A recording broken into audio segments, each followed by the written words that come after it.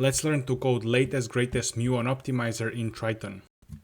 Part 2, understanding Triton basics with a simple example. Before tackling muon, let's write a trivial kernel that adds a scalar to a tensor. So we got this in Python. This is gonna compile our Triton and add scalar kernel. We get pointer of the beginning of tensor that needs to be added. So this is the beginning of the tensor in the memory, and in the memory entire tensor is stored in a big line. Even if you have multiple dimensions like a matrix, it's gonna be first row and then immediately next row, next row, next row in one single line, as if it's flattened into a single dimension, and it's row, row, row. So they call it row major if the rows are stored next to each other.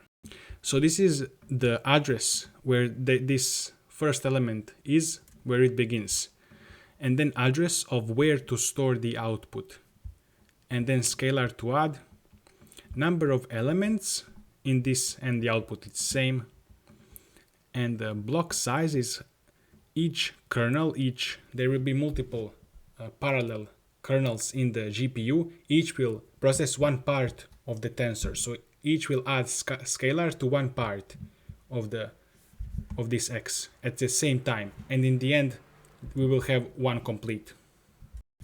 So PID, TL.program ID, this will just give us the index of the current program, and so the first program with index 0 will process the first part of the kernel, so first block size.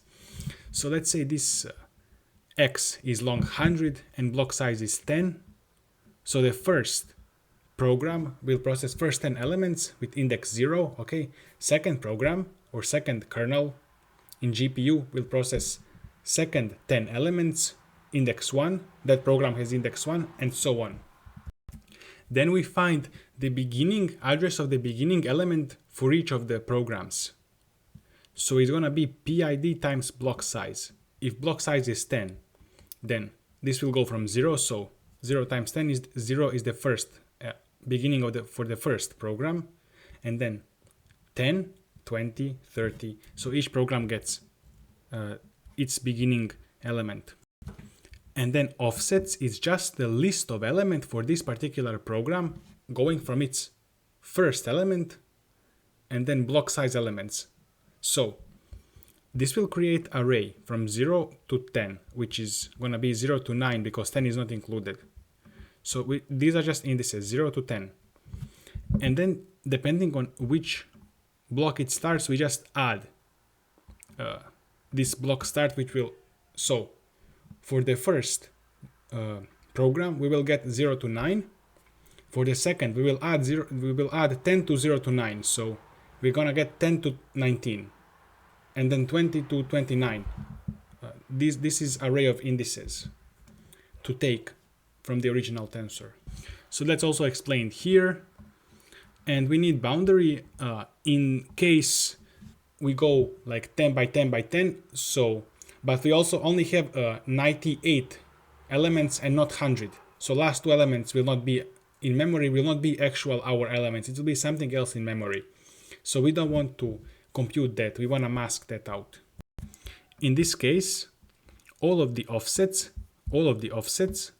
must be lower than the number of elements, and that's our mask, because offsets are going from 0. So if there is 100 elements, offsets will go from 0 to 99, and that's 100 elements. And then the actual computation. So first we load data. So X is tl.load, going from pointer of X plus offsets. This will load data separately for each kernel, each program. So starting from this you go, so this will be like 20 to 29 or 40 to 49. So we will just load 10 elements for each kernel separately and apply mask. So if we have like more, but in this case we will not have. In this case, block size is divides our complete number of elements, so we will not need mask. And then compute output is equal to X plus scalar. So we just add scalar to each element. X right now has 10 elements in each kernel, and then we store back. So starting from output pointer, the beginning, plus offsets. So whatever the beginning is, if we are working on the, so first program will store here, second will here, etc. And we don't need mask. This is the value that we store output. Each program will store its own 10 elements. And other 00 is the default value for masked elements. So in a different case, where the last block size of 10 elements, actually we have 95 elements in our X, so it will load only 5 and put others to 0. And then in the output, it will also put last 5 to 0. Now let's start with Muon optimizer. So we're gonna first deal with this buff.lerp g1 minus group momentum. In Muon optimizer, every gradient we calculate, when we calculate backpropagation, we don't want to actually update weights in whatever gradient it gives us. We want to keep a momentum going in the same direction. And every gradient, every step update, we actually want to just take 5 or 10% of that and move the average towards that direction a little bit. So we are converging in the, not by random noise directions, but we are converging in like average direction in the gradient. Let's understand what it's doing. So let's suppose we have buffer to be this tensor, 10, 20, 30.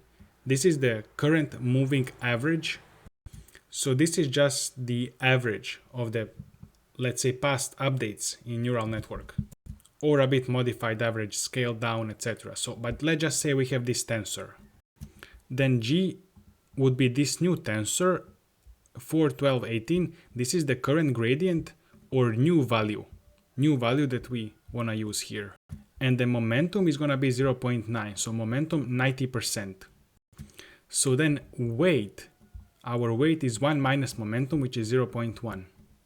So the new moving average that we will use in Muon, the new buffer, it's going to be 1 minus weight times current buffer, which will be 0.9. So we want to take 0.9 of the current buffer and add 0.1 of the new buffer. So that will give us a new number that we will just keep. So imagine this as having some momentum that's 90% influenced from past updates and 0.1% influenced, 0.1, so 10% influenced from the new update. So it's like a momentum. It's moving somewhere and then new thing, it just moves it a little bit. We can compute each value here. So our original buffer is 10, 20, 30 and G is 4, 12, 18. So our new buffer will be 9.4, 19 something, 28 something. So the new buffer, that's our new buffer, that's our new momentum. Intuition, since momentum is 0.9, the buffer is mostly keeping its old value and only partially adapting toward the new gradient. This is a smooth update useful for tracking running averages like in momentum stochastic gradient descent and our Muon optimizer. Let's see how to do this in Triton now. Let's write just the loading part first. This will be exactly the same.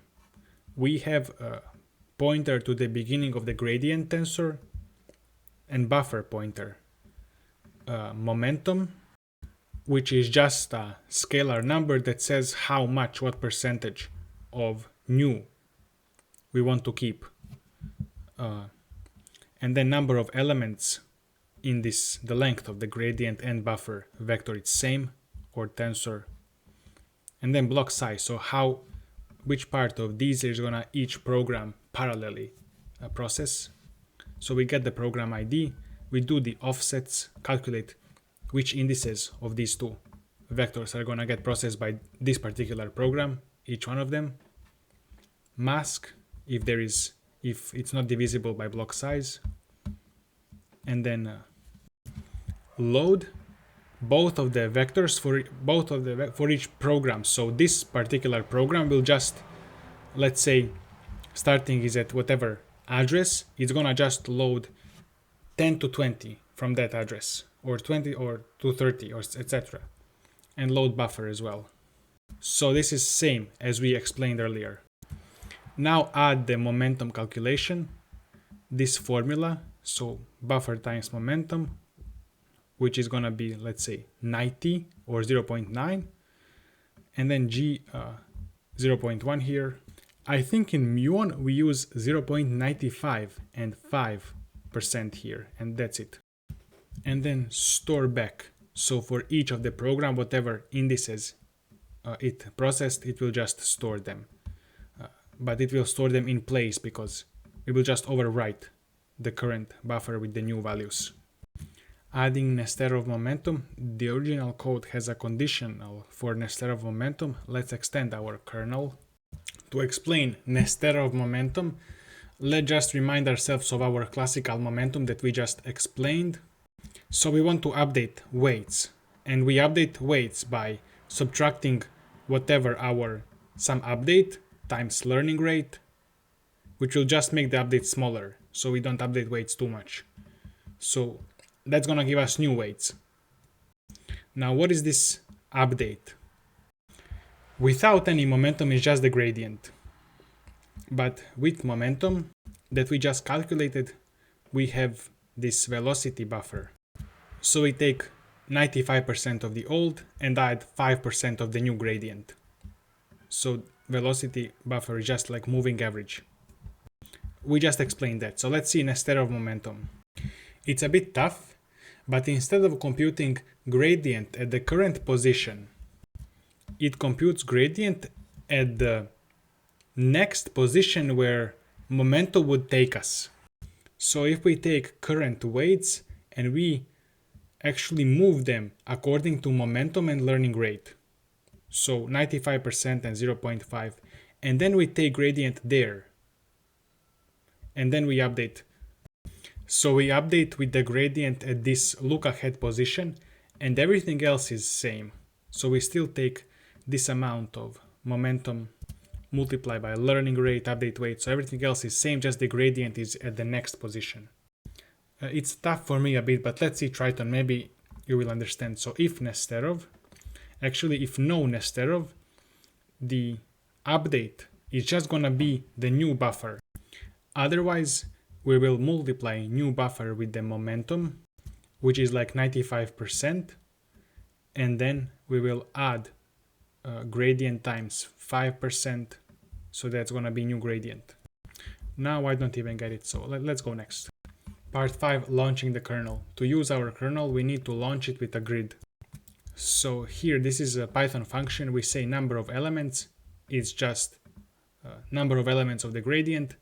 Block size 1024 elements per program. And then we will have this ceiling division of number of elements with block size. So if you have 95 elements, ceiling division will give you, and block size is 10, ceiling division will give you 10.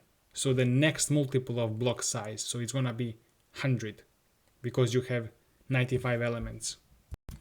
And then launch kernel, call it so.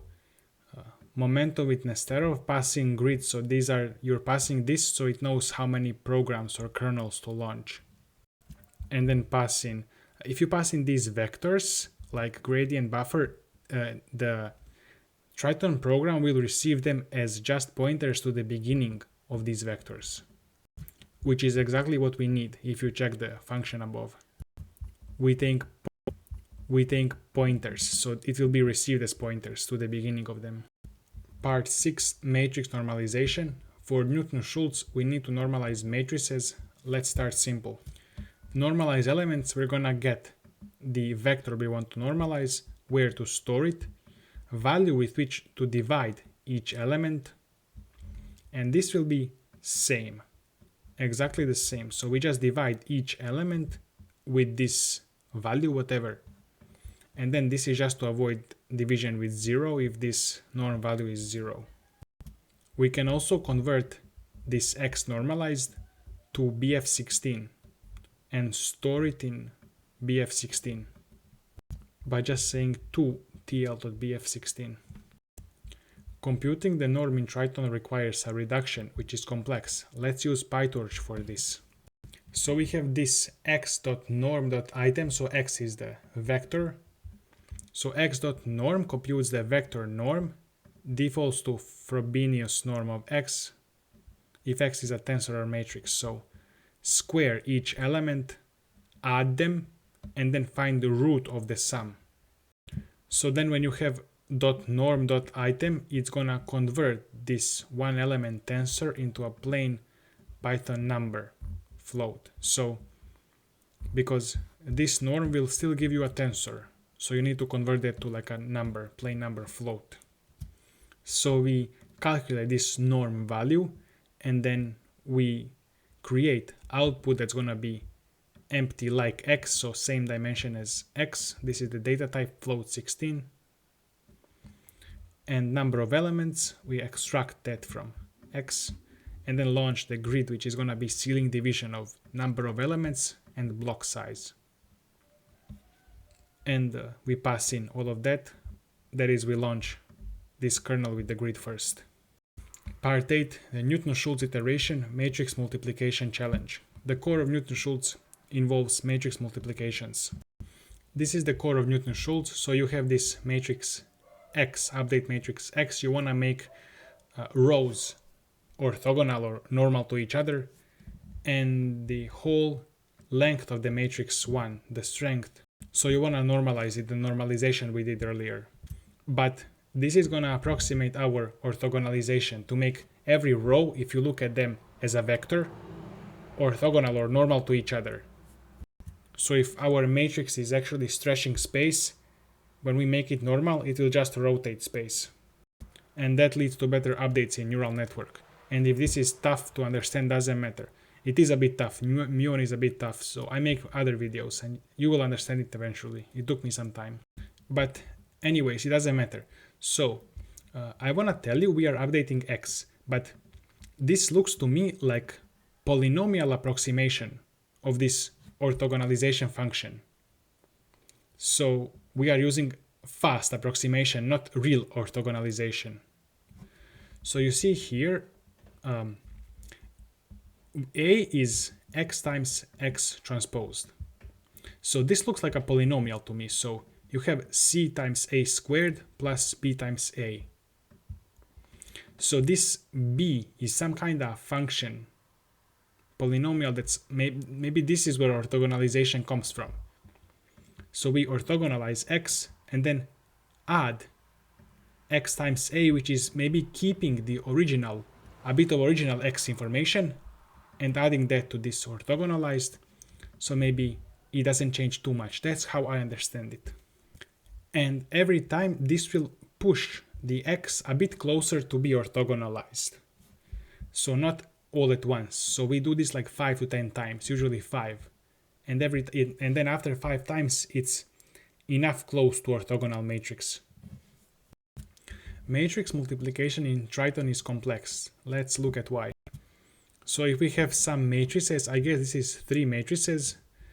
This is just an example. So lots of complex indexing for tiling, accumulation loops, shared memory management. So this is maybe multiplying 2 matrices and storing here the result. It's not too complex, but okay, let's see. For large matrices, Kubla's PyTorch default is usually faster than custom Triton Matmul, so we'll use a hybrid approach.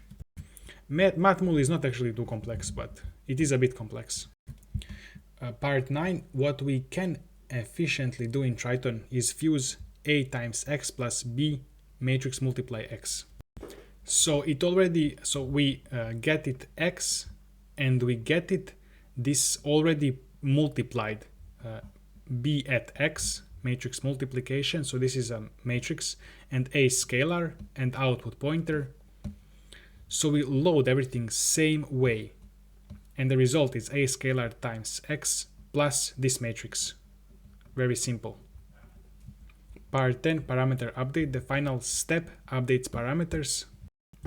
This is gonna be same. So we have parameters minus learning rate times scale times gradient. And what is this scale? I have no idea. By the way, usually PyTorch functions are very well optimized. So Triton is, you're writing Triton for things that are not implemented in PyTorch usually. Putting it together, now we create a hybrid optimizer that uses Triton where it's beneficial. So class Muon Triton hybrid. These are constants for our Muon optimizer. You can just search Muon optimizer on Google and get the code for it. And then these are constants for our polynomial approximation. These are just constants. Then you can even ask AI to help you based on your code. Use Triton for momentum, use PyTorch for Matmul, compute bound Kublas is optimized, use Triton for final update. So we use PyTorch for Matmul because it's the most optimized thing in PyTorch. Matmuls are very optimized. We don't want to create our own matmuls in Triton. We're not going to do it better than PyTorch. Everybody is optimizing that. That's like the popular thing to optimize. So PyTorch got it. As I said, only things that we don't have in PyTorch we code in Triton. Triton excels at memory-bound operations, fusion, custom element-wise operations. PyTorch Kublas excels at large matrix multiplications, complex reductions, hybrid approach. Use the right tool for each part, profile everything. Sometimes the obvious optimization isn't faster. The art of GPU optimization is knowing when to use which tool and to practice with this. That's it for our video, and you can check other videos on my channel, and see you next time.